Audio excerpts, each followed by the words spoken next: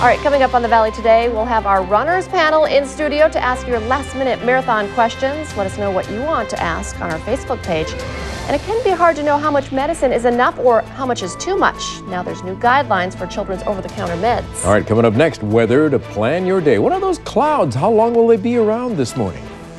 It will be a little breezy this morning. We will experience some sunshine this morning, giving way to partly sunny this afternoon. Overnight tonight, rain showers move in and some isolated thunderstorms. Thunderstorms with heavy rain on Saturday. Got to be a couple degrees cooler for the weekend, obviously, with the clouds and the rain. And next week does look a little much cooler, with highs mostly in the 60s Sunday and Monday. Tuesday looks like a dry day, but wet on Monday and Wednesday. Kind of a rough stretch there. I'm afraid so. And again, timing is everything in life, right. You know. And if these, showers can move out of here by Friday evening and not happen Saturday morning. But Saturday morning does look wet at this point. Okay, we'll get ready. Thank you, Mick.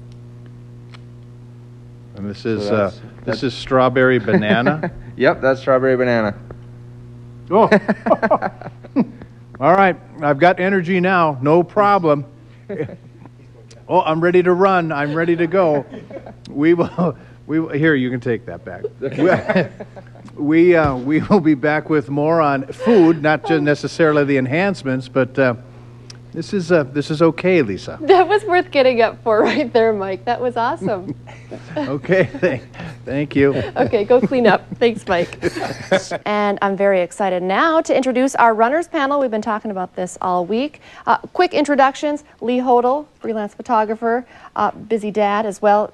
Jody Roper, aerobics director over at Courts Plus, and well, of course, we see you on TV quite a bit. Keith Burnt, Cass County engineer. So all but big runners. Exactly. How many marathons have you guys run? Half and full together? Oh, a lot. Lot.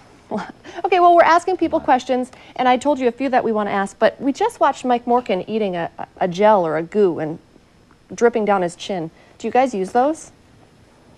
I don't. You don't? I don't either. I pretty much stick to water. Water? I do during the warm weather, as Mike found out. That's why they call it goo. Okay. Yeah, but they're really good when the weather's warm. When they get cold, they get real thick. Okay, well, we have a lot of great questions, but to come up throughout the rest of the show, I want to ask real quickly, though, what is the best thing for a spectator to yell to you guys as you're running? What will really get you going? I think it's really neat if you hear your name, yeah, or even your number, and just to be positive. Sometimes toward the end of the race, you know you're not looking so good, but then you see spectators' face. If you see these pitiful looks, that's kind of a downer. So stay positive no matter how bad the runner looks. Okay, that's good advice. I do agree. I think all runners should put their name on their bib, because when you do hear your name, it kind of gives you that, oh, hey, they're cheering for me. Me, yeah. Okay. And any cheering late in the race is great. That's when they need it the most, particularly those runners that are in the middle of the pack, like myself, toward the end. That we really need it toward those last miles. Anything like, we believe in you. Very even cool. if you don't know who they are. Okay, when we come back, we're going to ask what's the worst thing. So think about that. What do you not want to hear from the crowd? Also coming up on the Valley today, we have a big announcement that we're waiting for. It could impact healthcare right here in the Valley. Plus, we're just a week away now from the big finale of The Valley's Biggest Loser. We'll have their weigh-ins. Plus, Mick has a forecast to help you plan your day. Now, we've brought in a runners panel this morning to answer any last-minute marathon questions that you might have. So let's check in with them. We have Lee, Keith, and Jody. Good morning, everybody. Thanks again for being with us this morning. Now, on Facebook, Patty asked, what, if anything, do you eat on Saturday morning? So who wants to go first? Jody, what are you going to eat Saturday morning? I'm always a banana girl and a cup of coffee. Oh, that's not much. Okay. No. I don't like to eat before I run, so I won't eat anything before the race. And I'll usually eat 2 or 3 hours before the race, and bowl of cereal, some milk, orange juice, and apple. Okay. So really nothing heavy for any of you, if anything at all. Right. Okay. Any superstitions, anything that you do before every single race? Lee? Tie my shoes. Okay, well, that's important. I know anything that you've done during your training runs, and that's why you have all those weeks of preparing. So you do the training runs and whatever you eat on those mornings, what you wear, so you have everything laid out the night before. Routine. And quickly, I know I said earlier, I wanted to know, what's the worst thing a spectator could yell at you during the race that would not help? Keith? Are you okay? Or do you need medical attention? Yeah, I like that one. That's good. That's good. I have a hard time hearing. It kind of depends at where you're at. Is you're almost there. Okay. That was my guess. Yeah, because when you're only at mile 15 and they're saying you're almost there, you still have 11 to go. Even at mile 20, that's just something we don't like to hear. That's an instant reminder that you're not done yet. Right. Yes. Exactly. And in the later miles, when somebody might yell to you, you can pick up your pace a little bit. Yeah. And I'll tell them, come on out here and join me. Yeah, right. Oh, okay. Well, that's good reminders, because there's going to be a lot of people out there cheering you guys on. All right, we'll check back in with our panel in a little bit. Yes, thank you. All right. And our Fargo Marathon Runners panel has been on Facebook checking your questions. We'll go back to them and talk about it and make sure you're ready for this weekend's races. All right, and to help you get ready, we'll have weather next. Jody Roper in the story, Olivia Newton-John. Right. She's also on our runners panel. Not wearing a leotard or tights this morning, though. No. Jody, no? Only one day. Once was enough, huh, Jody? Probably. All right.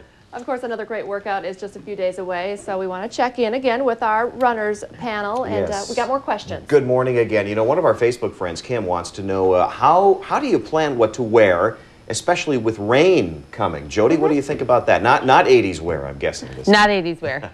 One thing that you probably want to wear in the morning is a garbage bag. Oh. As you're waiting for the race to start, cut a hole in the top of the bag, and then just wear the bag as you're standing in line and waiting for the race to run.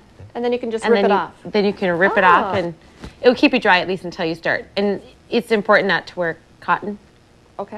in the rain. I suppose. It will get really heavy, so wear things that will wick. Okay. Well, now this is kind of a tough question to ask, but a lot of people, especially non-runners, they like to know, okay, we hear that some runners, they're going, they're not going to stop. When they have to go to the bathroom, they just go. Does that happen? Is that true? Lee, can you answer this one for us?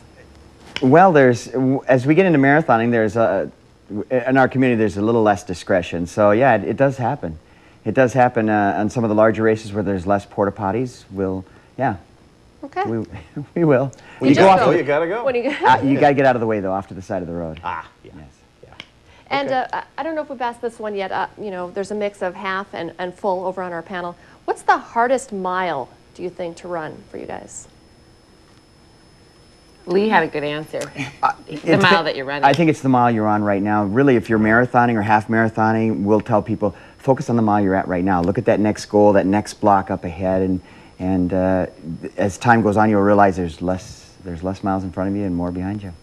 Okay. I've heard, you know, sometimes just the first or second. Sometimes you just need to get past that. That seems crazy if you're running 26. Do you ever hear that? Yeah. Yeah, I think if you're running a big marathon, sometimes the first one is tough just because you're caught up in the crowd. Okay. But I think those late miles, not the last mile necessarily, because you know in the last mile you've done it, you're there. But those last 23 and 24 mile are really tough for me.